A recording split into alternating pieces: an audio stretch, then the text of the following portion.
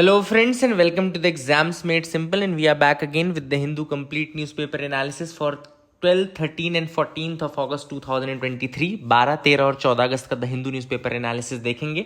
पूरा एनालिसिस देखेंगे, कुछ भी न्यूज़ नहीं छोड़ूंगा. मैं तीनों दिनों का पेपर खोल के आपको न्यूज़ दिखाऊंगा, ठीक है ना. कल 15 अगस्त है. थोड़ा सा उसके प्रिपरेशंस में एक्चुअली मैं नहीं बना पा रहा था, है ना. मॉर्निंग टाइम रहता है and because of that reason I was not able to make the videos. Anyways, we will be covering that. 12, 13, 14 आज हम कवर कर लेते हैं, ठीक है ना. मे बी कल के बाद सारी कुछ चीज़ें स्ट्रीमलाइन होना शुरू हो जाएंगी. तो सबसे पहले आज के पेपर से हम स्टार्ट करते हैं. सबसे पहले स्टार्टिंग में देखते हैं Kerala retains parts deleted bye NCERT इन टेक्स्ट बुक. बहुत प्यारी न्यूज़ है. क्यों प्यारी मैं आपको बताता हूँ, क्योंकि एक स्टेट ऐसा है जो कि अभी रिसेंटली जो एनसीईआरटी बुक्स में चेंज हुए हैं उसके अगेंस्ट जा रहा है, ठीक है ना. तो ये आप एक चीज़ फर्मली तरीके से नोट कर सकते हैं. अभी आप सबको पता होगा बहुत सारे पार्ट्स ऐसे हैं जो मॉडिफाई किए गए एनसीईआरटी में. कुछ पार्ट ओमिट किए गए हैं इंटेंशनली, कुछ पार्ट रखे गए हैं इंटेंशनली. तो all this things are being done. तो अब केरला ने इसका अल्टरनेटिव क्या निकाला है? केरला ने इसका अल्टरनेटिव ये निकाला है कि they will be launching second set of books along with in order to assist the NCERT books, ठीक है ना. तो अब उन्होंने क्या काम किया है? Basically they are making these text books for history, political science, sociology and economics, ताकि वो पोर्शंस कवर हो सके which were deleted by the recently deleted by the National Council of Education and Educational Research and Training. And they will be the books, जो नई books बन रही हैं, they will give idea about the poverty and famine in India. कुछ parts जो हटाए गए थे अपनी बुक से वो. इसके अलावा जो मुगल एरा था, अकबरनामा के chronicles and all the predecessors of Akbar, successors of Akbar, ये सारी चीज़ें भी उसमें काफ़ी डिटेल में कवर की गई हैं, ठीक है ना. इसके अलावा जो हमारा कल्चरल फॉर्मेशन था, the age of discoveries, inventions, the history of partition, the textbooks will be covering them in detail, ठीक है ना. तो एक तरीके से एक सेकंड सेट ऑफ बुक है जो कि which will be in कहना चाहिए which will be in supplementary और कहना चाहिए कि complementary to the NCERT books which have some parts edited और डिलीटेड रिसेंटली, ठीक है ना. सेकेंड जो न्यूज़ है वो भी फ्रंट पेज की न्यूज़ है. 14 states yet to join the education scheme. अब यहां पर हम क्या देख रहे हैं? एक स्कीम है पीएम ऊषा, PMUSHA. तो ये ऊषा का फुल फॉर्म क्या है? पीएम ऊषा का फुल फॉर्म है प्रधानमंत्री उच्चतर शिक्षा अभियान. आप लोग लिख लीजिए, प्रधानमंत्री उच्चतर शिक्षा अभियान. लगभग 14 स्टेट्स ऐसे हैं जो कि ऑब्वियसली बात है नॉन बीजेपी रूल्ड स्टेट्स हैं. They are yet to join this educational scheme. अब आप देख सकते हैं जो under PM USHA focus district should be identified to improve the overall quality of higher educational institutions. तो इसमें क्या होगा? बेसिकली जो आइडेंटिफाइड डिस्ट्रिक्ट्स हैं, जो फोकस डिस्ट्रिक्ट्स हैं, उनको चुना जाएगा और वहां पे जो हायर एजुकेशनल इंस्टीट्यूशंस हैं उनकी ओवरऑल क्वालिटी को इनहैंस किया जाएगा, ठीक है ना. अब दिक्कत क्या है? देखो, challenge method of selection of districts involve 3 stages. 3 stages में सिलेक्शन हो रहा है. The states and UTs sign an MoU with the union education ministry, है ना. पहले तो एमओयू साइन होता है, फिर वो कमिटमेंट करते हैं स्टेट्स कि हम नेशनल एजुकेशन पॉलिसी 2020 रिफॉर्म्स करेंगे. सेकंड, फिर जो स्टेट गवर्नमेंट है वो शॉर्टलिस्ट करेगी यूनिवर्सिटीज को, कॉलेजेस को एंड डिस्ट्रिक्ट को. एंड थर्ड जो है फिर मिनिस्ट्री इवैल्यूएट करेगी proposals and send them approval bye project approval board. तो फिर प्रोजेक्ट अप्रूवल बोर्ड उसको अप्रूवल देगा जो भी प्रोजेक्ट भेजेंगे स्टेट्स, ठीक है ना. तो अब 14 स्टेट्स ऐसे हैं जो पीएम ऊषा के अंतर्गत अभी तक नहीं आए हैं. They are not signing an MoU because obviously बात है they are non BJP ruled states, so they will be having some problems and all. This is all the things that is going on, ठीक है. तो ये PM Usha जरूर याद रखिएगा. Usha is basically ये किससे रिलेटेड अगर पूछे तो उच्चतर शिक्षा अभियान है. Usha is PM Uchchatar Shiksha Abhiyan. I hope you got clarity regarding that as well. आपको समझ में आ गया होगा. Let's move to the next news items. आगे के न्यूज आइटम्स की तरफ बढ़ते हैं, है ना. तो you can move ahead. Last से भी चले तो अपन कवर कर लेंगे. बहुत सारे न्यूज आइटम्स है जो आज अपन कवर करने वाले हैं, तो we can move from the last. इसीलिए आज मैंने क्वेश्चंस आपको नहीं दिए फॉर टाइम बिंग. एक न्यूज आई थी सेंट्रीफ्यूगल फोर्स के रिगार्डिंग, मीट द रेजिस्टेंस. अब यहाँ पे क्या होता है, आपने कई बार देखा होगा जब आप गाड़ी चलाते हैं और ऐसे बहुत सारे टर्न्स अगर गाड़ी में हो, मतलब सपोज करो if you are driving in a road and वो रोड कुछ इस तरीके से है, सपोज करो इस तरीके से रोड है, इस तरीके से रोड है, तो जब भी आप इन पोर्शंस में आएंगे, when you will come to these portions, ऐसा लगेगा जैसे आपकी बॉडी ऐसे बाहर की तरफ फेंकी जा रही है. मतलब you will feel that you are being मतलब you are sent away from the centre. अगर सेंटर ये है रोड का तो रोड के सेंटर से दूर जाएंगे. तो जो फोर्स आप आपको मोशन के समय सेंटर से दूर ले जाने वाला फोर्स है, that is basin your centrifugal force. और वहीं पे जो चीज आपको सेंटर की तरफ लेकर आए वो सेंट्रीपिटल फोर्स कहलाता है, ठीक है ना। तो this is the force that seems like pushing you outwards away from the centre. So centrifugal force is nothing but a force which pushes you outwards away from the centre, ठीक है ना। जब भी आप मैरी गो राउंड में देखेंगे तो भी आप देखेगा कि आपको लगेगा आप बाहर की तरफ फेंके जा रहे हो, ठीक है ना। अब centrifugal force basically actually is often called an actual force but it is really the product of inertia. तो ये क्यों होता है, तो ये इसका रीजन देखो लो, आप लोग लिख भी लो अपने नोट्स में। It is actually the product of inertia. Inertia क्या होता है? The tendency of a body to remain its state of rest और स्टेट ऑफ मोशन। मतलब कि अगर आपकी बॉडी रेस्ट में है तो वो कोशिश करेगी कि रेस्ट में रहे तब तक जब तक कोई एक्सटर्नल फोर्स आपकी बॉडी में अप्लाई ना हो, या फिर अगर आप कोई बॉडी मोशन में है तो कोशिश करेगी तब तक वो मोशन में रहे जब तक कोई एक्सटर्नल फोर्स अप्लाई ना हो। तो जो टेंडेंसी है बॉडी को to remain either in the rest or in the motion, it is known as the inertia. And उसी इनर्शिया के कारण जो सेंट्रीफ्यूगल फोर्स है, क्योंकि ऑब्वियस सी बात है आपको जो गाड़ी है वो सेंटर की से दूर ले जा रही है और आपकी बॉडी वहां पे रहना चाहती है, तो इस कारण से आपके ऊपर एक फोर्स लगता है, इसीलिए इसको प्रोडक्ट ऑफ इनर्शिया कहा गया है, ठीक है ना। तो it is not actually actual force but इसको लोग एक्चुअल फोर्स मानते हैं। एक्चुअल फोर्स कब होता है? Which arises from the interaction between forces like gravity, magnetism. तो ये ऐसे होता है। एक्चुअल फोर्स जो होता है वो अलग अलग फोर्सेस के कहना चाहिए इंटरेक्शन से होता है। वहीं पे सेंट्रीफ्यूगल फोर्स मैंने आपको बताया कि जब एक बॉडी रेजिस्ट करती है चेंज ऑफ डायरेक्शन, ये मतलब कि जो इनर्शिया है उसके कारण से हो रहा है, इसीलिए इसको रियल फोर्स नहीं मानना चाहिए। But anyways people are calling it a real force. अब इसका यूज कहाँ होता है? तो इसका यूज एक मशीन में होता है जिसको सेंट्रीफ्यूग कहते हैं। तो सेंट्रीफ्यूग में बहुत सारे अगर मिक्सचर्स हैं, सब्सटेंसेस हैं, तो अगर आप उनको डालो और सेंट्रीफ्यूग को ऑन कर दो तो जो कंपोनेंट्स हैं वो अपनी डेंसिटी के अकॉर्डिंग छटना शुरू हो जाएंगे। तो जो लेस डेंस कंपोनेंट्स हैं they are separated from the denser counter parts using the centrifuge machine. तो इसीलिए सेंट्रीफ्यूग मशीन में यूज होता है। तो I hope you got clarity regarding that as well. आगे मूव करते हैं, देखते हैं और क्या इंपॉर्टेंट न्यूज आर्टिकल्स है जिनके बारे में हमको डिस्कस करना है। यहाँ पे हम बात करेंगे मेटाजिनोमिक्स की। We are going to talk about metagenomics. तो जैसा कि आप सब जान रहे हैं क्या होता है कि जो नॉर्मली एक तरीका है किसी भी वायरस को समझने का, किसी भी बैक्टीरिया को समझने का, वो होता है माइक्रोबायोलॉजी से, ठीक है ना। The time consuming method is microbiology. तो जैसे आप लिखे थे, साइंटिस्ट जो है वो ज्यादातर माइक्रोबायोलॉजी का यूज करते हैं and it is a very time consuming route, जहां सैंपल्स लिए जाते हैं और सैंपल्स को स्टडी किया जाता है एक एक करके। अब वहां क्या है कि जब कोविड आया तो बहुत जल्दी जल्दी रिसर्च करने की जरूरत पड़ी थी, तो उन्होंने क्या करना शुरू किया, जीनोम सीक्वेंसिंग के माध्यम से, मतलब सैंपल्स को स्टडी ना करके सीधे जीन्स को टारगेट किया और जीनोम सीक्वेंसिंग के माध्यम से और बायो इन्फॉर्मेटिक एनालिसिस करके बहुत जल्दी आइडेंटिफाई कर लिया वायरसेस को, ठीक है ना।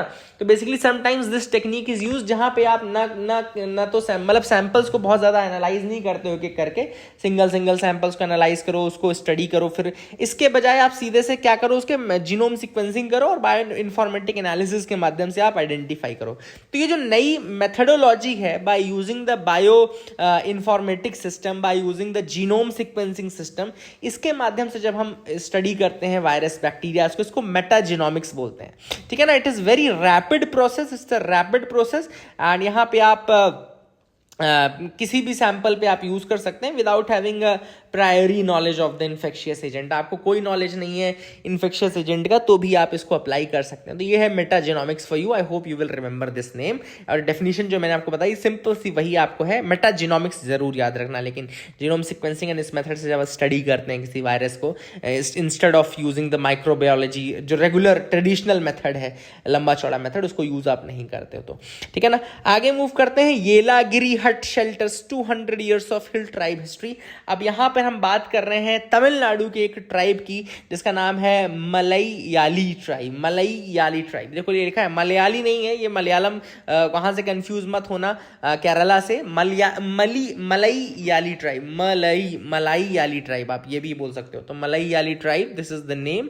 एंड ये जो ट्राइब है लगभग 200 साल पुरानी है एंड बेसिकली ये ट्राइब ने जो जो हट्स बनाए हैं उनके बारे में ये पूरा न्यूज़ आइटम है, तो I hope you will remember that as well. 200 साल की हिस्ट्री है। मलयाली ट्राइब का मतलब दो शब्दों से बना है। मलई मतलब हिल एंड याली मतलब people. They are hill people and they are spread across the Tamil Nadu's hilly region and this is the thing which is important. जो रीजन है इसका वो अपर नीलावूर रीजन है येलागिरी का। येलागिरी भी याद रखना, मलई याली भी याद रखना, ठीक है ना। They use red clay for making their huts. आप देख सकते हैं this is the traditional tribal hut in Yelagiri and ये बनाते हैं वो लोग रेड क्ले से बनाते हैं।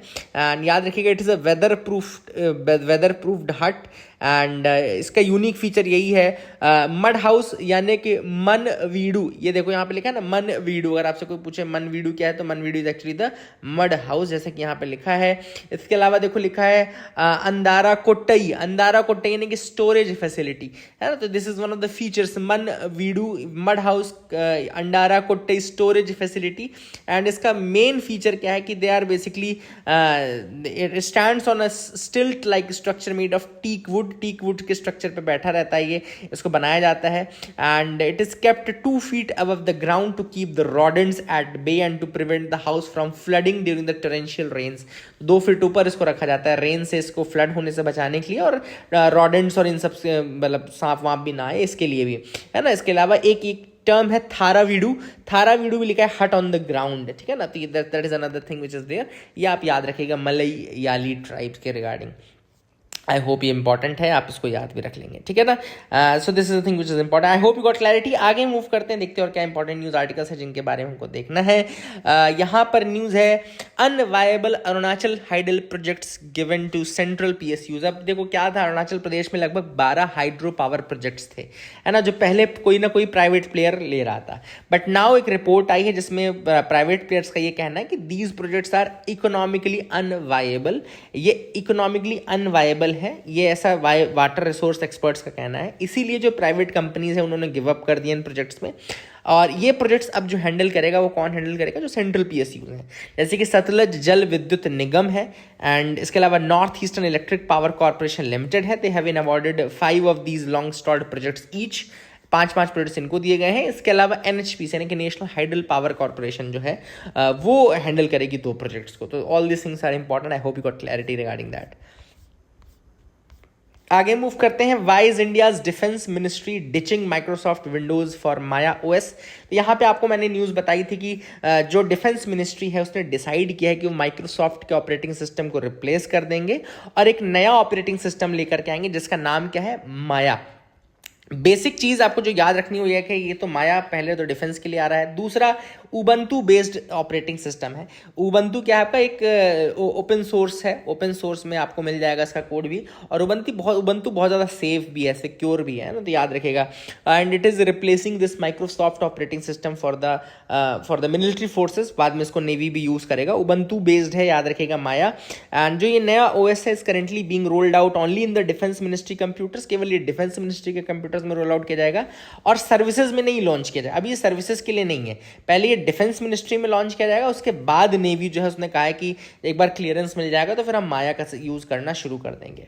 And Maya has been developed by Indian government agencies within 6 months and it is aimed at preventing malware attacks by cyber criminals who are increasingly targeting the critical infrastructures and government agencies। अब देखो होता क्या है कि world में 90% 95% तो Microsoft ही use हो रहा है ना, मतलब बहुत ज़्यादा यूज हो रहा है। 90% तो नहीं कहना चाहिए, but it is being used in, मतलब बहुत ज़्यादा। इनफैक्ट जो एप्पल रखे हैं यूज़र वो भी क्रोम का यूज़ करते हैं। In fact I have these devices, Apple devices, but I still use Chrome instead of safari and all, ठीक है ना। तो कहना चाहिए कि माइक्रोसॉफ्ट का यूज़ बहुत ज़्यादा है, तो it is very much targeted as well. जब बहुत ज़्यादा यूज़ तो लोग इसको टारगेट भी ज्यादा करेंगे।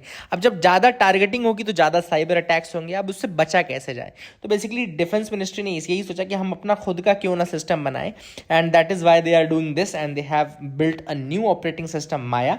और इसको बैकिंग उन्होंने दी है एक प्रोटेक्शन सिस्टम से। एक तरीके जैसे एंटीवायरस होता है ना, उस तरीके से एक प्रोटेक्शन सिस्टम है जिसको it is not actually antivirus but it is a protection system. अभी नाम इन्होंने प्रोटेक्शन सिस्टम दिया जिसको चक्रव्यूह कहा है, endpoint protection system. The Chakravyuh will be there and that will be deployed in the computers that will have Maya installed. तो माया जिसमें रहेगा उनमें रहेगा। विंडोज का आप जानते हैं it's a commercial software which is sold by Microsoft for a licence fee, एक फी लगती है, and most widely used operating system है, इजी टू इंस्टॉल है, इजी टू रन है। बेसिकली बहुत सारे सॉफ्टवेयर भी हैं जो कि माइक्रोसॉफ्ट पे चलते हैं, है ना, तो that is the thing which is important. And इसमें विंडोज एंटी कर्नल होता है। कर्नल क्या होता है, देखो लिखा हुआ है, तो kernel is the core of an operating system. Kernel is nothing but the core of the operating system, and इसमें एक रैम होती है, रैंडम एक्सेस मेमोरी होती है, एंड फिर डिवाइसेस को जो उसमें इंस्ट्रक्शंस दी जाते हैं उसके अकॉर्डिंग वो परफॉर्म होते हैं। तो kernel is basically the core of the operating system, ठीक है ना। अब यहाँ पे क्या है कि विंडोज जो रन होता है वो हाइब्रिड कर्नल आर्किटेक्चर पे यूज होता है। हाइब्रिड कर्नल आर्किटेक्चर मतलब पहले देखो क्या था, एक सिंगल कर्नल यूज होता था, तो अब उसकी जगह माइक्रो कर्नल स्ट्रक्चर आने लगा है। माइक्रो कर्नल में क्या होता है, बहुत छोटे छोटे कर्नल्स होते हैं जो कि मिल करके एक पूरा सिस्टम बनाते हैं, माइक्रो कर्नल। तो इसी के लिए इसको हाइब्रिड कर्नल स्ट्रक्चर भी कहा जाता है। तो ये हाइब्रिड कर्नल आर्किटेक्चर पे चलता है विंडोज, ठीक है ना। और जो आपका एप्पल का मैक ओएस है वो भी हाइब्रिड कर्नल सिस्टम यूज करता है जिसको एक्सेन्यू बोलते हैं। उबंटू जो है वहीं पे वो एक लाइनेक्स बेस्ड ऑपरेटिंग सिस्टम है, लाइनेक्स ऑपरेटिंग सिस्टम है, वो माया को बनाने के लिए यूज किया गया है। ये मोनोलिथिक आर्किटेक्चर पे यूज होता है, मतलब कि जो ट्रेडिशनल आर्किटेक्चर था वो मोनोलिथिक था। ये आपका माइक्रो कर्नल और हाइब्रिड तो नए मॉडल हैं, जो ट्रेडिशनल होता था वो मोनोलिथिक आर्किटेक्चर, मतलब एक सिंगल सेट ऑफ कोड रहते थे, इसीलिए उसको लाइनेक्स बेसिकली बेस्ड है ये, और इसी का यूज किया जाएगा। एंड्रॉयड भी आपका लाइनेक्स बेस्ड कर्नल पे, लाइनेक्स कर्नल पे है, और उसी तरीके से आपका माया का भी जो है उबंटू पे बेस्ड है। उबंटू कुछ लाइनेक्स बेस्ड है, इसलिए ये भी आपका ट्रेडिशनल आर्किटेक्चर है इसका, मतलब कि हाइब्रिड या माइक्रो कर्नल आर्किटेक्चर नहीं है। आई hope you got clarity regarding that. अब यहाँ पे ईरान ने 5 ईरानियन अमेरिकन को मूव किया है from prison to house arrest as a part of tentative deal that is still being negotiated and could lead to their full release. तो अब Iran और यूएसए याद रखेगा, आपसे अगर कोई पूछे कौन, तो ईरान और यूएसए ये डील कर रहे हैं प्रिजनर स्वैप्स की, है ना। तो ये दैट इज गोइंग ऑन, अभी भी डिस्कस हो रही है, अभी हालांकि फुल चीज़ नहीं हुई, बट हाँ अब वो उनको अभी प्रिजन से हाउस अरेस्ट में ट्रांसफ़र किया गया है, and that is the thing which is important. And Iran भी बेसिकली इसमें इन्वॉल्व है। अगर कुछ पॉजिटिव रिजल्ट निकलता है तो हो सकता है जो बहुत दिनों से लड़ाई चल रही है ईरान की अमेरिका के साथ वो हो जाए खत्म। Bulldozing the law and the constitution, तो ये जो आर्टिकल है ये लिखा गया है बुलडोजर जस्टिस पे, जो भी मैंने आपके साथ डिस्कस भी किया था। बुलडोजर जस्टिस का मतलब क्या हो कि जैसे कोई चीज़ हुई है उसके बाद बिना जुडिशरी, बिना किसी रीज़न के उसके घर को गिरा दिया जाता है किसी भी व्यक्ति के, ठीक है। Even if he is guilty of that offence, it should be the judiciary that should order कि क्या किस तरीके का जस्टिस होना चाहिए। तो इस तरीके का जो फोर फ्रंट जस्टिस है और इस तरीके का जो बुलडोजर जस्टिस है, that is actually mockery in the face of democracy. This is what the author saying, it is a mockery in the face of the democracy, and courts should be the torch bearer in this case. जो high courts हैं, जो supreme court है, that should be the torch bearer और beacon holder in this case, and उन्हीं से काफ़ी expectations है। Otherwise the government has become populist, और ये जो जजमेंट है, ये सब जो जस्टिस है, ये भी पॉपुलिस्ट जस्टिस है, क्योंकि लोगों को खुश करने के लिए तो अच्छा है, but is it really good for the state of justice for India? क्योंकि ऑब्वियस सी बात है, जिस व्यक्ति ने किया है उसको इसका इम्पैक्ट कम पड़ता है, उसकी पूरी फैमिली को इसका इम्पैक्ट ज़्यादा देखने को मिलता है। और हमारे इंडिया में ऐसा जस्टिस सिस्टम नहीं है जो मतलब इनोसेंट्स को ट्रबल करे। तो that is the big question that has to be answered. I hope you got clarity. Indian judicial data hides more than it reveals in bail cases. अब यहाँ पे ऑथर ने कहा है कि जो इंडियन जुडिशरी का डेटा है उसमें एक चीज़ हमको नहीं समझ में आ रही है, और वो है number of bail appeals. Bail appeal, जो number of bail appeal high court में पेंडिंग है, उनके नंबर बढ़ते जा रहे हैं। सिंपल सा उनका ये कहना है, बेल अपील्स के नंबर बढ़ते जा रहे हैं और वो अभी सुलझे नहीं हैं।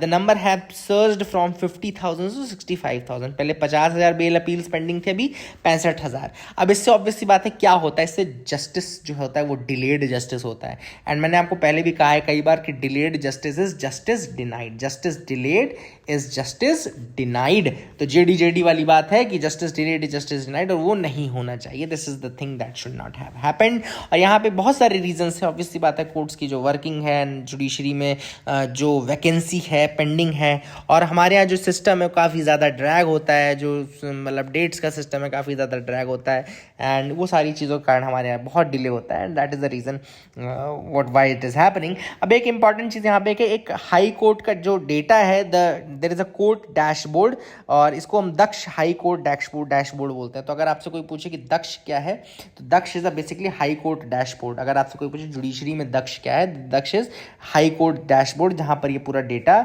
देखा जा रहा है। तो I hope you got clarity regarding that as well, ये भी आपको समझ में आ गया होगा।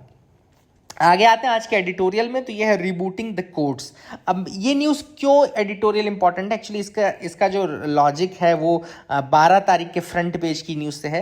12 तारीख की फ्रंट पेज का पहले हम न्यूज़ देख लेते हैं। उसका न्यूज़ था centre seeks to overhaul British era criminal laws. Centre जो है वो ब्रिटिश एरा के क्रिमिनल लॉज को ओवरहॉल कर रहा है, और अब उसने क्या करेगा, जो 3 मेन एक्ट्स हैं, आईपीसी जिसको इंडियन पीनल कोड बोलते हैं, सीआरपीसी क्रिमिनल प्रोसीजर कोड, और एविडेंस कोड है ना, एविडेंस एक्ट सॉरी, इनको अमेंड किया जा रहा है। Now they are being amended, और इसको अमेंड करके क्या बनाया जा रहा है, तो भारतीय न्याय संहिता बिल 2023 ये रिप्लेस करेगा आईपीसी को, ठीक है ना। इसके अलावा आपका there are other bills also, इन सबके नाम लिखे हुए से, हाँ देखो, भारतीय न्याय संहिता बिल, भारतीय नागरिक सुरक्षा संहिता बिल, और तीसरा है भारतीय साक्ष्य बिल। तो ये 3 अलग अलग हैं। पहला जो है आपका भारतीय न्याय संहिता बिल, ये रिप्लेस करेगा आईपीसी को, ठीक है ना, it will replace the IPC 1860। दूसरा है भारतीय नागरिक सुरक्षा संहिता बिल, ये रिप्लेस करेगा सीआरपीसी को जो 1898 का है, सीआरपीसी 1898 का है। और तीसरा है भारतीय साक्ष्य बिल, जो रिप्लेस करेगा 1872 के एविडेंस एक्ट को। तो पहले तो आप ये 3 चीज़ें लिख लीजिएगा, ठीक है ना। अब इसमें और क्या चीज़ें की जा रही हैं वो आपको बता दूँ। इसमें सबसे पहले जैसे कुछ लोग शादी की बात बोल करके फिर शादी नहीं करते, और सपोज करो इस तरीके से आप मतलब वुमेन के साथ सेक्सुअल इंटरकोर्स करते हो on the false promise of marriage, तो इसमें 10 साल की सजा रखी गई है, ठीक है ना। इसके अलावा कैपिटल पनिशमेंट प्रिस्क्राइब्ड की गई है मैक्सिमम सेंटेंस के रूप में फॉर मॉब लिंचिंग, एंड ये इंपॉर्टेंट है, मॉब लिंचिंग में कैपिटल पनिशमेंट सजेस्ट की गई है, 10 साल की imprisonment sexual intercourse on the false pretext of marriage. इसके अलावा जो मैरिटल रेप था वो इसमें इंक्लूड नहीं किया गया है। देखो लिखा है, if the wife is not being under 18 then it will not be considered rape if there has already been marriage. तो मैरिज के बाद मतलब जो मैरिटल रेप को इंक्लूड नहीं किया गया है, ठीक है ना। इसके अलावा the bill for the first time defines terrorism and offences such as separatism, armed rebellion against the government, challenging the sovereignty of the country. ये पहले अलग अलग प्रोविजन में मेंशन था, इसको एक कर दिया गया है, मतलब डिफाइन कर दिया गया है। इसके अलावा 313 से ज़्यादा अमेंडमेंट्स हैं जो कि काफ़ी चेंजेस लाएंगे क्रिमिनल जस्टिस सिस्टम में, और भी कुछ हैं जो आज के आर्टिकल में है, वो मैं आपको बता देता हूँ। अब देखिए, 12 तारीख की न्यूज़ हो गई आपकी, है ना। 14 तारीख यानी कि आज जो एडिटोरियल आया है वो हम थोड़ा इसके साथ डिस्कस कर लेते हैं। तो ये है रिबूटिंग द कोर्ट्स। ऑथर का ये कहना है कि क्रिमिनल लॉज में रिफॉर्म ज़रूरी था, लेकिन इस तरीके से क्या नाम चेंज करना और हिंदी नाम देना, क्या ये सही है कि नहीं है। तो ये पहले भी मैंने आपको बताया कि अभी 12 तारीख की न्यूज़ हम देखेंगे, उसमें तमिलनाडु के सीएम ने कुछ चीज़ कही थी, जो ये लिंग्विस्टिक इंपीरियलिज्म है। ये टर्म बहुत इंपॉर्टेंट है, मैं आपको बता रहा हूँ, आप यूज़ कर सकते हैं। जो टर्म यूज़ किया था उन्होंने, तमिलनाडु के चीफ मिनिस्टर ने, the term was linguistic imperialism, मतलब जो ये लैंग्वेज का इम्पोजिशन है, even in the form of these acts and all, क्योंकि अब ये तो पूरे इंडिया के लिए एक्ट है, तो ऑब्वियस सी बात है ये लिंग्विस्टिक इंपीरियलिज्म का ऑथर ने का एग्जांपल है, इसलिए नाम चेंज करना जरूरी नहीं था। हाँ, रिफॉर्म्स की जरूरत जरूर थी, तो दैट इज अ थिंग। अब यहाँ जैसे इस बार का जब आप ये भारतीय न्याय संहिता बिल और ये सब पढ़ेंगे, तो यहाँ पे सबसे इंपॉर्टेंट चीज जो की गई वो है सेडिशन को डिलीट कर दिया गया है। The deletion of sedition is a welcome step, this is what has been said. इसके अलावा मैंने आपको बताया है कि ऑलरेडी जो सजाएं हैं वो कैसे हैं। इसके अलावा फॉल्स और misleading information jeopardizing the sovereignty unity integrity of India, जो फॉल्स इन्फॉर्मेशन है अगर आप वो देते हैं, जो jeopardizing the sovereignty unity and integrity of India, तो वहाँ पे भी पनिशमेंट रखी गई है। मॉब लिंचिंग के लिए, ऑर्गेनाइज्ड क्राइम्स के लिए सेक्शंस ऐड किए गए हैं। एक चीज़ जो मिसिंग है, जो क्रिटिक भी है, कि वो है हेट स्पीच को नहीं इंक्लूड किया गया है। और मिशन ऑफ हेट स्पीच वैसे भी बहुत दिनों से इसकी बात करी जा रही थी कि इसको डिफाइन किया जाएगा, इसको डिस्कस किया जा रहा था, लेकिन वो चीज़ इंक्लूड नहीं की गई है। इसके अलावा एक चीज़ कही गई कि जो सीजर किए जाएंगे, मतलब कि अगर कोई आप प्रॉपर्टी सीज कर रहे हैं या कुछ भी आप सीज कर रहे हैं तो आपको उसका मैंडेटरी वीडियोग्राफी करना ज़रूरी है। तो ठीक है ना। तो एंड जो अथॉरिटीज़ को ये भी है कि 120 दिनों के अंदर वो देना भी पड़ेगा, जमा भी करना पड़ेगा। एंड इसके अलावा जो रिमांड प्रोविजंस हैं, they seem to permit police custody beyond the current 15 day limit. जो पुलिस कस्टडी हो 15 दिन से ज़्यादा भी हो सकती है नए प्रोविजंस में। सो ये कुछ क्रिटिसिज्म ज़रूर अट्रैक्ट करेगा। हालांकि क्रिटिकल स्क्रूटनी की ज़रूरत है, नए नाम होने ज़रूरी नहीं थे। This is what the author says in this article. I hope you got clarity. I hope आपको ये समझ में आ गया होगा, ठीक है ना। तो ये तो रही बात आज के पेपर की। अब हम मूव करते हैं, थोड़ा कल के पेपर की तरफ मूव कर लेते हैं, 13th के पेपर यानी कि संडे के पेपर के दिन। तो संडे का पेपर वैसे बहुत लोग नहीं पढ़ते हैं, but we will be discussing that as well. तो यहाँ पे एक जगह आई थी फ्रंट पेज में, वो थी मोरे। मोरे इट पासिस थ्रू, इसके थ्रू एशियन हाईवे 1 रन करता है, जो कि टोक्यो को टर्की से जोड़ता है। Is currently surrounded by the Kuki Zo tribes. तो ये जो मोरे है, बेसिकली यहाँ पे वायलेंस भी हुआ है। तो this is I think in Manipur only, it is part of the Manipur. And यहाँ पे मोरे है, ज़रूर याद रखेगा। एंड बेसिकली म्यांमार से आप जब आप टर्की टू टोक्यो की बात करेंगे एशियन हाईवे 1 की, तो मोरे से वो पास होता है। इसके अलावा अभी थाईलैंड जाने के लिए भी जो रोड का रास्ता है उसमें भी मोरे आता है। तो that is again a thing which is important, है ना। तो ये सारी चीज़ें आपको पता होनी चाहिए। मूव करते हैं थोड़ा लास्ट की तरफ, देखते हैं क्या इंपॉर्टेंट न्यूज़ आर्टिकल्स है जिनके बारे में हमको डिस्कस करना है। कांचीपुरम क्यों प्रसिद्ध है? For the silk saris. याद रखिएगा, Kanchipuram is famous for the silk saris. And the Kanchipuram silk sari gots is GI tag in 2005। तो कांचीपुरम की जो सिल्क साड़ी है उसको GI टैग कब दिया गया? इसको GI टैग दिया गया 2005 में। तो that is a thing which is important, ये आप याद रख सकते हैं, ठीक है ना। आई होप यू गॉट क्लैरिटी। अब यहाँ पे देखो लिखा गया है, देखो बहुत सारी चीज़ें वैसे तो up to the turn of the century the Kanchipuram silk sari enjoyed tremendous patronage, but now with shifting fashion trends, competition from the faster power loom and availability of cheaper artificial silk, there are fewer buyers and this is what the viewers are saying. तो जो नए shift हैं वो हम देख लेते हैं क्या हुए हैं, कि जो फैशन ट्रेंड है तो वो चेंज हुआ है, कंपटीशन, फास्टर पावर और जो चीपर लूम अवेलेबिलिटी है उस कारण से, आर्टिफिशियल सिल्क के आने से आजकल बहुत ज़्यादा जो मतलब कंपटीशन फेस करना पड़ रहा है इस ट्रेडिशनल सिल्क को। एंड इसी कारण से जो बायर्स हैं वो कम होते जा रहे हैं। इस कारण से जो है शिफ्ट इन जॉब्स भी हो रहा है, ये इस कारण से जॉब लॉसेस भी हो रहा है। एंड जो वीवर्स हैं जो कांचीपुरम सिल्क साड़ी में काम करते हैं, they are basically being affected because of that also. और जो अभी व्यूवर्स बच्चे भी हैं ज़्यादातर वो ओल्डर एज ग्रुप के बच्चे हैं। जो नई जनरेशन्स हैं वो कुछ दूसरे क्राफ्ट लर्न करना चाहती है, जो नए फॉर्म्स हैं उनको लर्न करना चाहती हैं।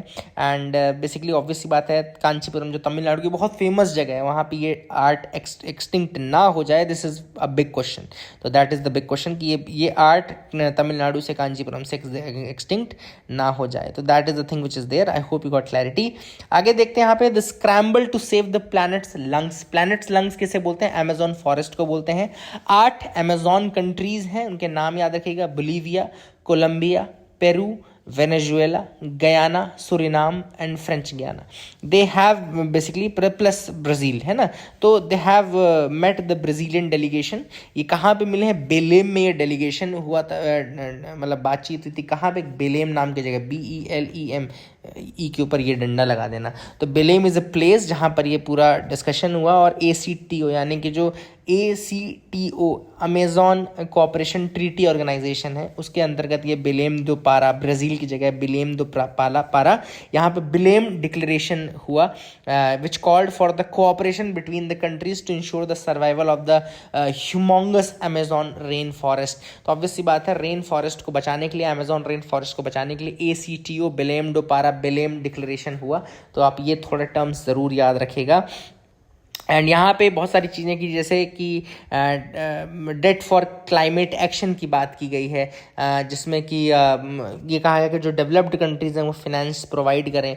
इसके अलावा डिफॉरेस्टेशन को कम करने की बात की गई है इलीगल माइनिंग के कारण और लॉगिंग के कारण। इसके अलावा फायर मैनेजमेंट, जो फॉरेस्ट फायर मैनेजमेंट है उसके लिए एक प्रॉपर सिस्टम की बात की गई है।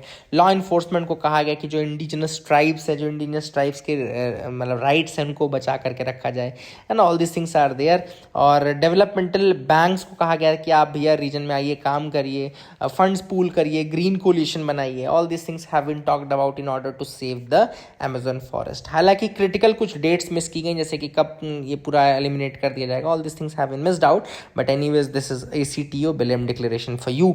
Can improved nutrition help prevent TB? Yes it can. मैंने आपको पहले भी कहा था कि अगर टीबी है और अगर आप मैल नरिश्ड भी हैं तो टीबी से आपकी डेथ होने के चांसेस बढ़ जाते हैं।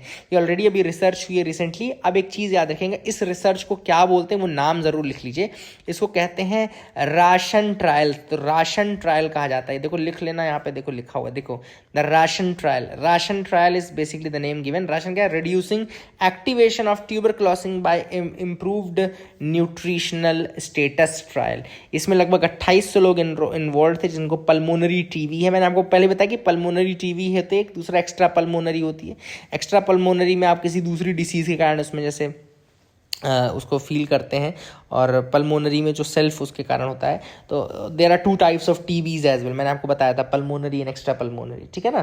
तो ये इंडिया का टारगेट है 2025 तक टीबी को एलिमिनेट करना। हालांकि 12 तारीख को एक न्यूज़ आई थी कि 2025 तक टीबी एलिमिनेट हो जाए, ऐसा बहुत ज़्यादा unlikely, it is very unlikely that India can be TB free by 2025, क्योंकि वो 23 तो खत्म होने वाला है, 24-25 में कितना ही हम हाथ पैर मार लेंगे, ठीक है ना। तो all this things are there. इसके अलावा ऑब्वियस बात है, there are 5 risk factors with TB, जो रिसर्च में आया है।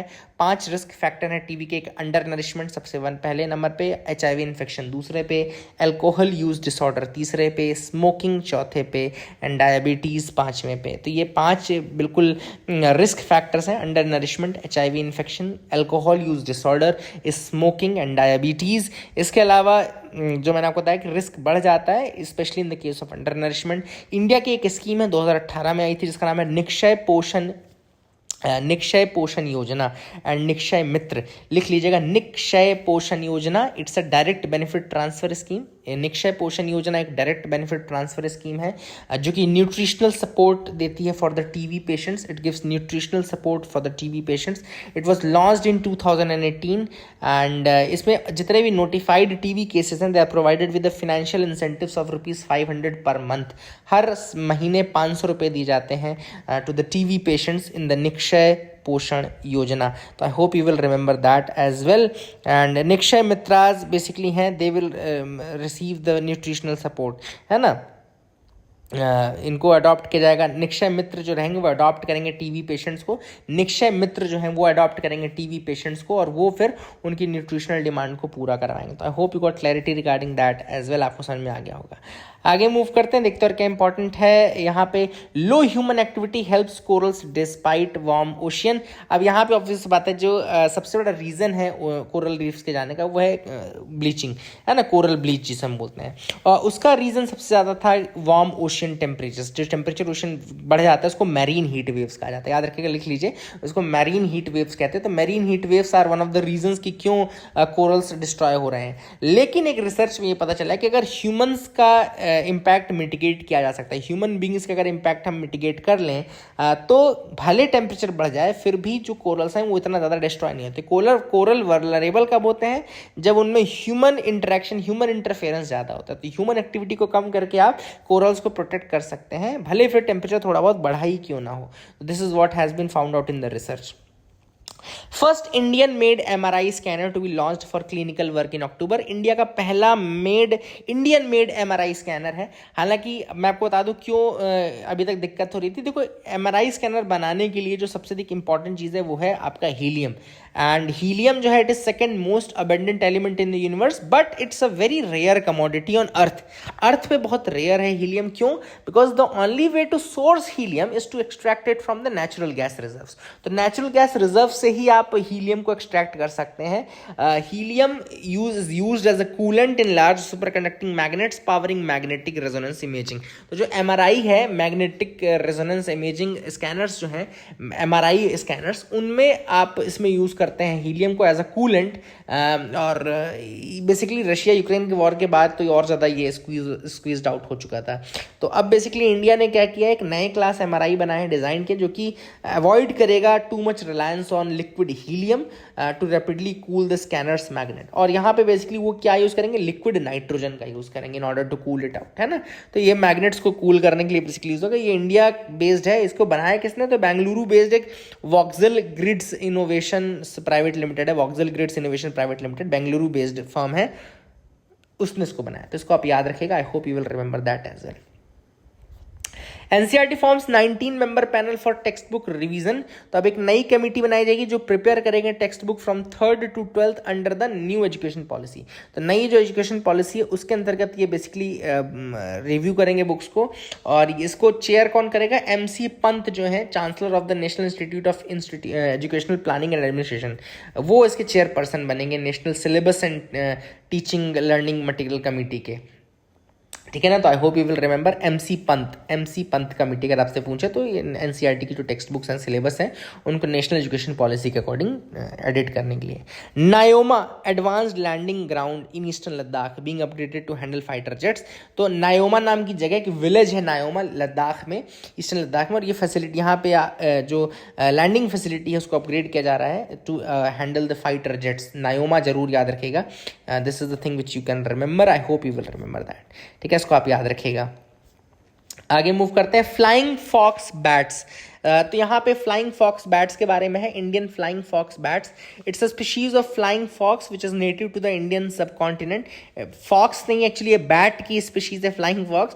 It is one of the largest bats in the world and they are the nectar and fruit eating flying fox. They are nectar and fruit eating. इसको Pteropus giganteus बोलते हैं, Pteropus giganteus. It is generally considered vermin as they read the orchard. तो orchards में क्योंकि fruit eating है ना, तो orchards को अटैक करते हैं, इसलिए इनको वर्मिन भी कहा जाता है. हालांकि इट्स अ कीस्टोन स्पीशीज जो कि सीड डिस्पर्जल में बहुत ज़्यादा यूजफुल है.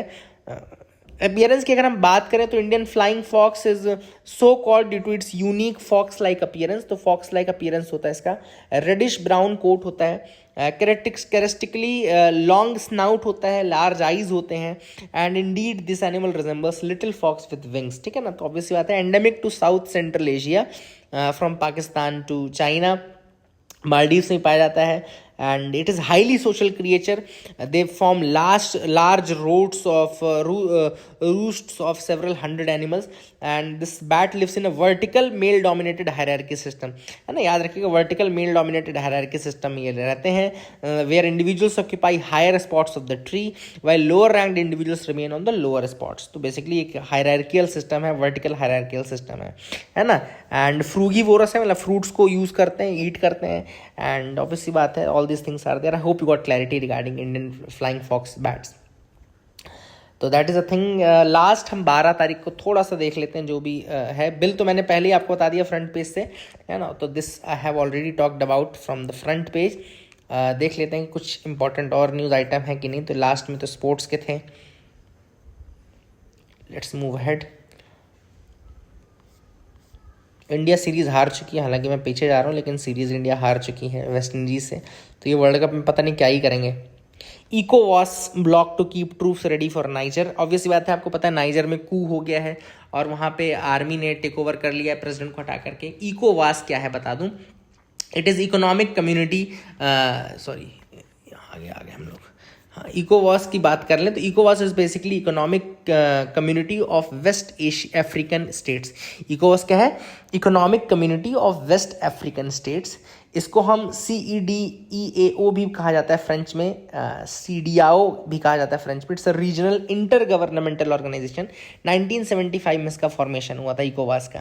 एंड इसका जो क्रेडिट है वो क्रिएट किया जाता है, दिया जाता है लैगोस ट्रीटी को। लैगोस ट्रीटी के माध्यम से इसको बनाया गया था। इसका एम क्या था? To foster economic integration, cooperation and development among the West African nation. तो वेस्ट अफ्रीकन नेशंस के बीच में इंटीग्रेशन, कोऑपरेशन, डेवलपमेंट करना, ये इसका एम था। सेक्रेटेरिएट इसका अबूजा नाइजीरिया में है। मेंबर स्टेट्स 15 हैं इसके, Benin, Burkina Faso, Cape Verde, Cote d'Ivoire, Gambia, Ghana, Guinea Bissau, Liberia, Mali, Niger, Nigeria, Sierra Leone, Senegal and Togo. Goals objective की अगर हम बात करें तो economic integration among the member states, facilitating free movement of people, goods and services, enhancing regional cooperation. तो obviously बात है, इसीलिए नाइजर में जो एम्बुश हुआ है उस कारण से ये अभी टोस पे चल रहे होंगे। लेट्स सी कि क्या करते हैं। आगे देख लेते हैं। DD all set for makeover. Obvious बात है, डीडी जो दूरदर्शन है वो नया OTT प्लेटफॉर्म बनाने वाला है। इसके अलावा बहुत सारे नए प्रोग्राम्स हैं। कल्पना चावला के ऊपर जहां चांद रहता है वो सब प्रोग्राम बना रहा है। तो all this things are there, है ना। तो I hope you got clarity. अब यहाँ पे वसुधैव कुटुंबकम के ऊपर कहा गया कि भैया चाइना ने ऑब्जेक्शन किया था कि वसुधैव कुटुंबकम यानी संस्कृत लैंग्वेज का यूज़ क्यों किया गया, क्योंकि संस्कृत एक नॉन यूएन लैंग्वेज है, ठीक है ना। संस्कृत एक नॉन यूएन लैंग्वेज है और इसका यूज़ डिफेंड करते हुए हमारे एस जयशंकर जी ने कहा कि it uses only English version of the phrase. हमारे केवल इंग्लिश वर्जन यूज़ होता है इसमें G20 के लोगों में, वो है one earth one family one future, one earth one family one future. ये क्लैरिफिकेशन दिया है इंडिया ने। तो that is a thing which is important. I hope you got clarity, ये भी आपको पता होना चाहिए। सो ये जो demolition High Courts as beacons, ये आर्टिकल भी बुलडोजर उसके ऊपर ही है, जस्टिस के ऊपर, जैसा मैंने आपको कहा था, है ना। तो that is a thing. Luna 25 will not affect Chandrayaan. Russia का मैंने ऑलरेडी आपको लूना 25 बताया था, 23 तारीख को ये भी लैंडिंग करने वाला है, ठीक है ना। साउथ पोल में लैंड करेगा। इंडिया साउथ पोल में लैंड करने वाला पहली कंट्री बन जाएगी अलॉन्ग विद रशिया, अगर दोनों का सक्सेसफुल होता है तो, ठीक है ना। तो साउथ पोल पे लैंड करने वाला है, ये पहला कंट्री रहेगा इंडिया। अगर रशिया कर लेता है तो रशिया भी हो जाएगा, देखते हैं कौन करता है। हालांकि रशिया का ये कहना है कि हम मदद करेंगे, कुछ वहाँ पे दिक्कत नहीं आएगी। ऐसा नहीं कि एक ही जगह नहीं है मून में, बहुत बड़ा है मून और सबके लिए वहाँ पे जगह है। This is what they are saying. इसके अलावा याद रखें, ओनली ऑपरेटिंग रोवर जो है इस समय चाइना का वो U2 रोवर है, जो कि चैंगी 4 ने far side of the moon में किया था। Not on the south pole but the far side of the moon, जिसको हम बोलते हैं। तो U2-2 याद रखेगा। अगर आपसे कोई पूछे U2-2 क्या है, तो U2-2 इज द रोवर जो कि ऑपरेट कर रहा है प्रेजेंटली मून में। वो चाइना का Changi 4 far side of the moon के लिए। अब एक और याद रखेगा, ILRS याद रखेगा। What is this ILRS? तो ये है international scientific lunar station. International scientific lunar आपका लूनार स्टेशन याद रखिएगा। ये इंडिया जो है वो हेल्प करेगा रशिया के साथ इस प्रोजेक्ट में, इंटरनेशनल साइंटिफिक लूनार स्टेशन में। एंड उसमें कहा है कि we are ready to consider the possibility of placing Russian payload on future Indian missions as well. ILRS जो है वो प्लान्ड है अंडर द, जिसके अंतर्गत एक लूनार बेस बनाया जाएगा। और अभी तो हालांकि रॉस्कोमॉस एंड चाइनीज स्पेस एजेंसीज को वो कर रही हैं, परस्यू कर रही हैं, लेकिन इसरो ऑब्वियस बात है इसका पार्ट बन सकता है। तो I hope you got clarity regarding that as well. इसको याद रखेगा। जो टर्म मैं आपको बोल रहा था लिंग्विस्टिक इंपीरियलिज्म, देखो यहाँ पे लिखा है।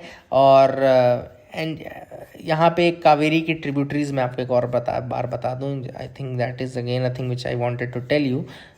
सो let's discuss that also once. Yes, Kaveri की जो ट्रिब्यूटरीज हैं वो हैं अर्कावती, शिमशा, हेमावती, कपिला, अमरावती, लक्ष्मणा, कबिनी, लोकपावनी, भवानी, नोयाल, तीर्था, है ना। तो याद रखेगा, these are the tributaries. And Kaveri originate होती है ताल कावेरी, जो कि वेस्टर्न घाट्स में लोकेटेड है, वहाँ से, ठीक है ना। NGT ने कहा है उड़ीसा को कि stop illegal construction near the Tampara lake. तो लोकेशन याद रखिएगा टाम्पारा लेक की। और उड़ीसा को कहा कि भाई कोई भी इलीगल कंस्ट्रक्शन यहाँ पे मत करो टाम्पारा लेक के आसपास। Tampara lake is a designated Ramsar site and one of the largest picturesque fresh water lakes of the state. तो फ्रेश वाटर है टाम्पारा लेक और it is one of the largest as well. यहाँ पे जो भी कंस्ट्रक्शन है that is illegal as per the NGT, और कहा है कि भैया आप कंस्ट्रक्शन मत करो। So that is it for the day. Keep loving us, keep sharing us. Thank you. Have a nice day.